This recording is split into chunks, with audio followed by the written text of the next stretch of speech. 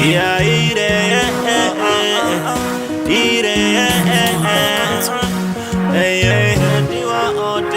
iwe MK Nika yedu ya ichatangika Aichatangika Mawani Zaka Zimbabwe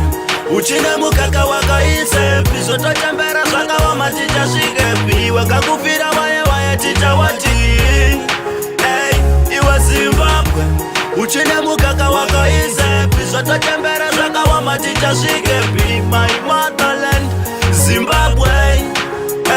Tenesi nexa utakatiza iwe kutsvaga gauro ishungudze kuchinja iwe dzimba dzemabwe tochema newe every night and the things that one by the place very good tsvaga mageto youth zvakasunga kwese itana good damn things not fair we need a better chance my motherland me with this for you uchine mukaka wakaise pizotochembera zvakawa maticha svigepi wakakufira waye tita wati iwe Zimbabwe uchine mukaka wakaise pizotochembera zvakawa maticha svigepi my motherland Zimbabwe wakagui ndozvamakafira here nehanda chitepo dairaindiudzeyo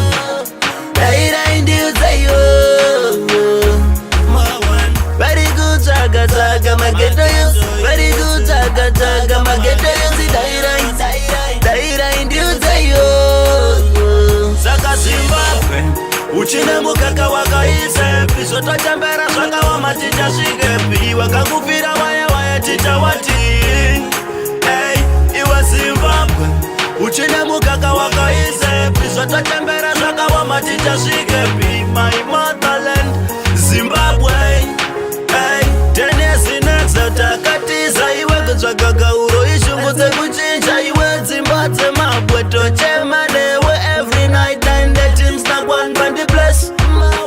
very good tsvaga mageto youth zvakasunga kwese itana good damn things not fair we need a better chance my motherland me with this for you uchine mukaka wakaise pizotochembera zvakawa maticha svigepi wakakufira waye tita wati iwe Zimbabwe uchine mukaka wakaise pizotochembera zvakawa maticha svigepi my motherland Zimbabwe Zaka Zimbabwe uchine mukaka wakaise pizotochembera zvakawa maticha svigepi wakakufira waye tita wati